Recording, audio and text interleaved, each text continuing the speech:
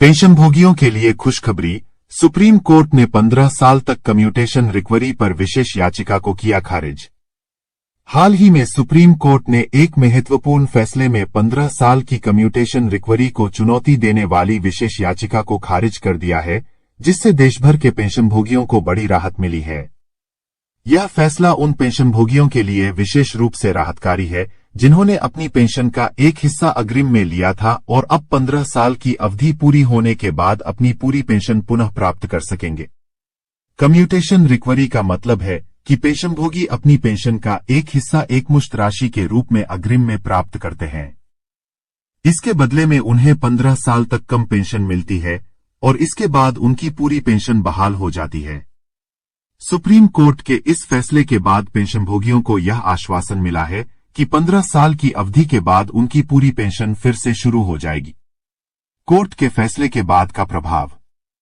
यह फैसला उन पेंशनभोगियों के लिए भी राहत लेकर आया है जो मानते थे कि 15 साल की अवधि से पहले ही उनके द्वारा ली गई अग्रिम पेंशन राशि वसूल की जा चुकी है। कई पेंशनभोगियों ने अदालत में यह दावा किया था कि उनकी पूरी राशि पहले ही वसूल हो चुकी है, फिर भी उनसे पेंशन की कटौती जारी थी।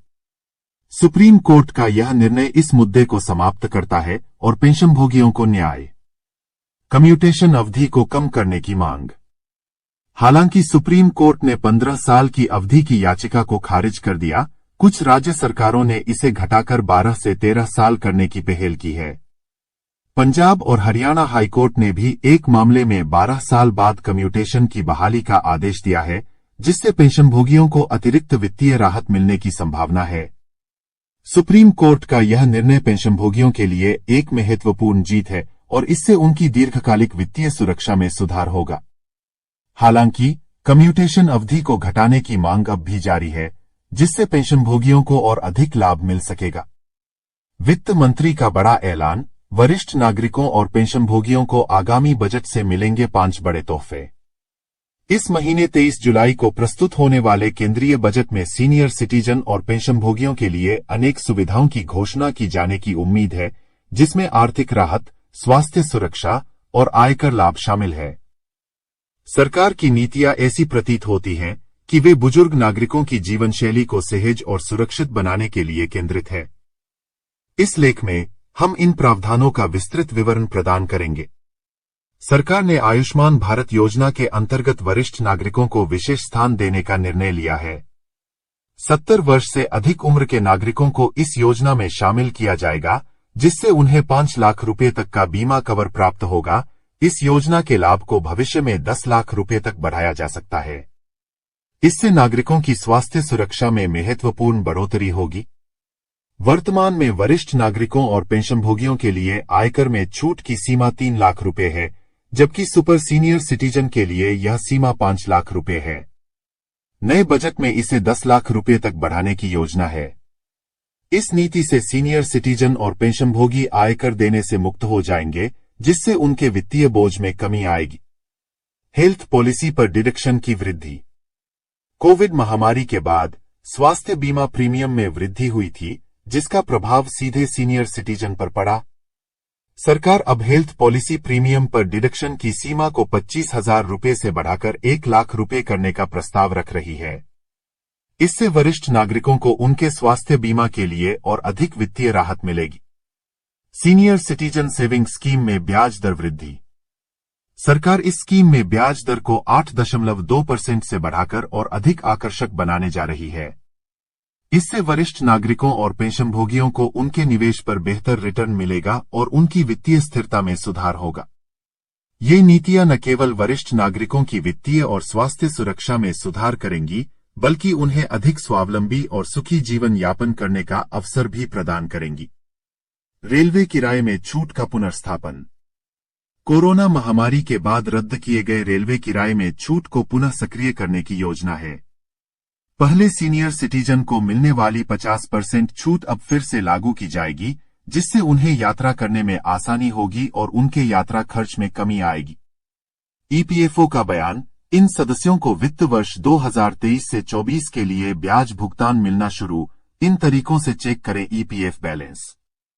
कर्मचारी भविष्य निधि संगठन ईपीएफओ ने हाल ही में वित्तीय वर्ष 2023 से 24 के लिए संशोधित ईपीएफ ब्याज दरों की घोषणा की है। इस वर्ष के लिए निर्धारित ब्याज दर 8.25% है, जिसे 31 मई 2024 को अधिसूचित किया गया है। यह दर सभी ईपीएफ सदस्यों पर लागू होती है और यह निवर्तमान सदस्यों को उनके अंतिम पीएफ निपटान के साथ पहले से ही दी जा रही है, यानी सेवानिवृत्त होने वाले ईपीएफ सदस्यों को उनके पीएफ निपटान के साथ ही ब्याज भी दिया जा रहा है। ईपीएफओ द्वारा वार्षिक ब्याज दरें वित्तीय वर्ष के अंत में घोषित की जाती हैं और ये दरें आगामी वित्तीय वर्ष की पहली तिमाही में लागू की जाती है। यह प्रक्रिया सदस्यों को उनके जमा पर उचित ब्याज दर सुनिश्चित करने में मदद करती है। संशोधित ब्याज दरें निवर्तमान सदस्यों के लिए अंतिम पीएफ निपटान में लाभ प्रदान करती हैं, जिससे उन्हें अपनी सेवानिवृत्ति के समय अधिक धनराशि प्राप्त होती है। यह उनकी वित्तीय सुरक्षा में योगदान देता है और उन्हें भविष्य की अनिश्चितताओं के लिए बेहतर तैयारी करने में मदद करता है। हालांकि वर्तमान में सक्रिय ईपीएफ सदस्यों के लिए यह स्पष्ट नहीं है कि उन्हें वित्त वर्ष 2023 से 24 के लिए ब्याज भुगतान कब मिलेगा। कई सदस्यों ने इस बारे में सोशल मीडिया पर प्रश्न उठाए हैं और उन्हें इस ब्याज के समय पर और प्रभावी वितरण की आशा है। ईपीएफ बैलेंस ऐसे करें चेक। आपके ईपीएफ बैलेंस को चेक करने के 3 प्रमुख तरीके निम्नलिखित हैं। उमंग ऐप के द्वारा। चरण 1, उमंग ऐप डाउनलोड और इंस्टॉल करें। चरण 2, अपने मोबाइल नंबर से रजिस्टर करें। चरण 3, ईपीएफओ विकल्प चुनें। चरण 4, पासबुक देखें, ई पर क्लिक करें। चरण 5, यूएएन दर्ज करें और गेट ओटीपी पर क्लिक करें। चरण 6, ओटीपी प्राप्त करने के बाद लॉगिन करें। आपकी पासबुक और ईपीएफ बैलेंस दिखाई देगा। ईपीएफओ पोर्टल के द्वारा। ईपीएफओ वेबसाइट पर जाएं और सदस्य पासबुक पर क्लिक करें। यूएएन और पासवर्ड दर्ज करके लॉगिन करें। पासबुक में आपके कर्मचारी और नियोक्ता योगदान, शुरुआती और अंतिम शेष राशि, साथ ही किसी भी पीएफ हस्तांतरण और ब्याज की राशि दिखाई देगी। एसएमएस के द्वारा। अपने यूएएन को 7,83,82,99,899 पर एसएमएस भेजें। ईएफओ हो यूएएन अनुरोधित भाषा के पहले 3 अक्षरों के साथ, उदाहरण के लिए मराठी के लिए एमआर। सुनिश्चित करें कि आपका बैंक खाता, आधार और पैन आपके यूएएन के साथ जुड़े हुए हैं। इन तरीकों से आप आसानी से अपने ईपीएफ खाते की शेष राशि की जांच कर सकते हैं।